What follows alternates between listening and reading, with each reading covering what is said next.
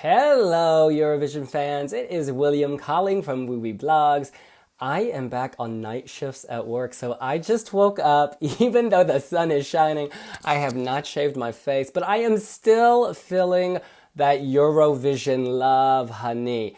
Now, yesterday, the EBU admitted that it had messed up the jury votes over Belarus's aggregated score, so new results were revealed. We have a new lineup. North Macedonia has won the jury vote, and I think we have to talk about it. Are you ready? Let's do this!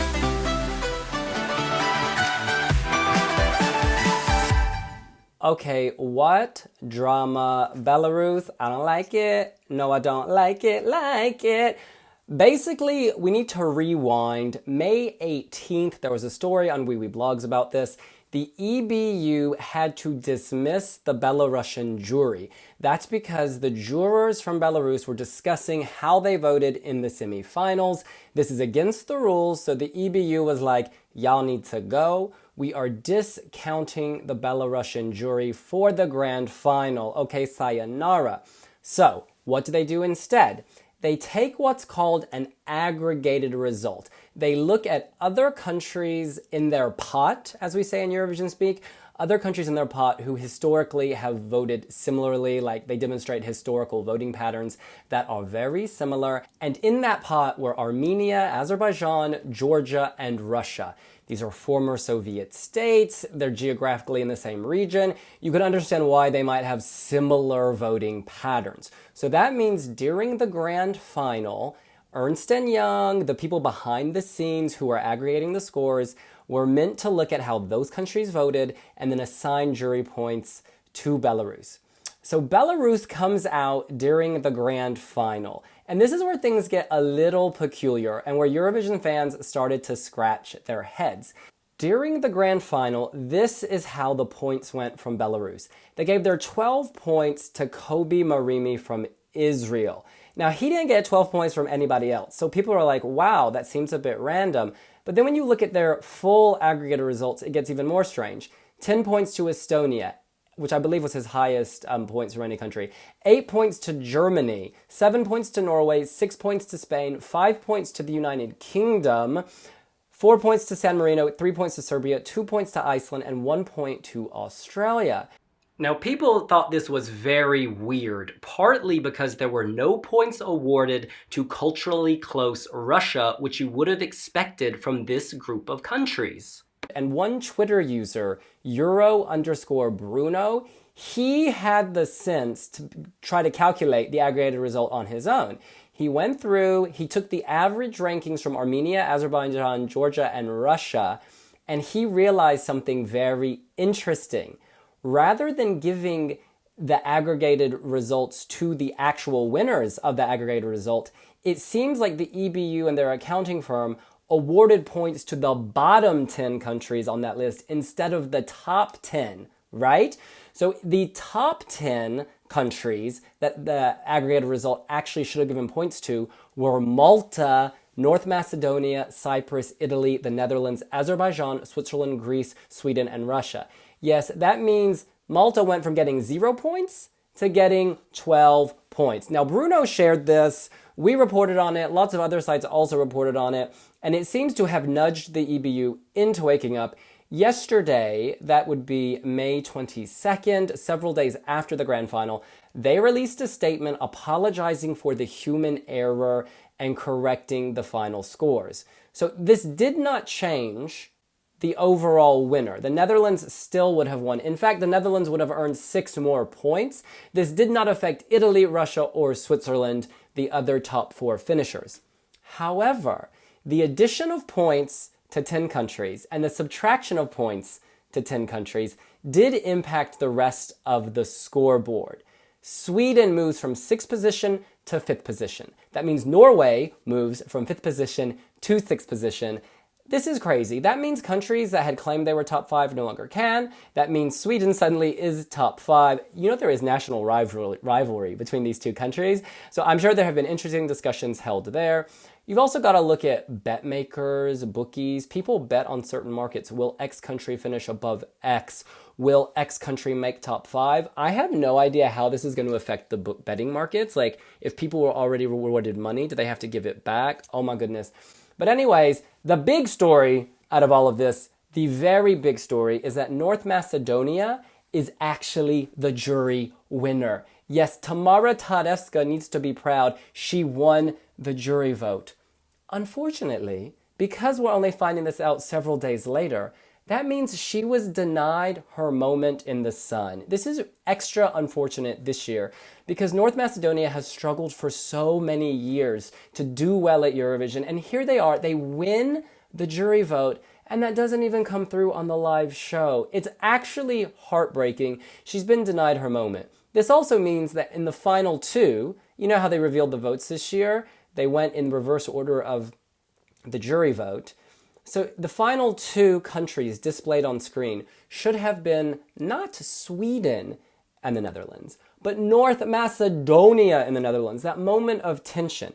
And yes, obviously North Macedonia didn't win the televote and North Macedonia wouldn't have won, but still that tension, putting North Macedonia in the spotlight, it's just so unfortunate. I mean, Tamara's handles herself beautifully. She's not sitting there crying over sour grapes. She doesn't have sour grapes coming out her eyes. She's being lovely and warm. But you know, on some level, she must want to replay this. Replay, and be in that final two in the voting segment. I feel bad for Michaela. Michaela from Malta denied an opportunity to celebrate those 12 points that she should have received from the Belarusian aggregate jury. It really breaks my heart. Tamta left Eurovision not thinking she was on the left-hand side of the scoreboard. But guess what? She jumped 2 places to 13th, and so she is on the left-hand side of the scoreboard. Let's quickly go through all the countries who jumped positions. Sweden went up 1 place. North Macedonia went from 8th place to 7th place. Still her country's best ever finish, even better now. Cyprus jumps 2 places. Malta jumps 2 places. Albania jumps 1 place to 17th. Love you, Yonida Malici. San Marino jumps 1 place to 19th. He had San Marino's best ever finish. Now he has their extra best ever finish.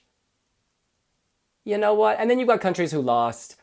The United Kingdom dropped 5 points. They were already last. They're still last, but that's got to sting. Minus 12 points to Israel. Kobe Marimi. So he did celebrate 12 points live during the voting results, but now that's tarnished. It's tarnished because it turns out it wasn't true. So rather than just dealing with the sting of not getting any 12 points, he now has to deal with the sting of celebrating 12 points that were in fact not his. Oh my God! This is just not how Eurovision is supposed to go. Reading through the comments on the wiwibloggs YouTube channel, in the website, there are just so many people who are so upset, and I'm going to quickly go through some of them now. This is Donna, or Donna. Donna? Maybe Donna. Donna. Maybe she's from North Macedonia. Wish list for Eurovision 2021. Hire someone who is professional to check the results. Hey, they did hire some professionals. The accounting firm of Ernst & Young. You know, this is like a mistake on the level of Steve Harvey at Miss Universe, okay? Who is Miss Colombia?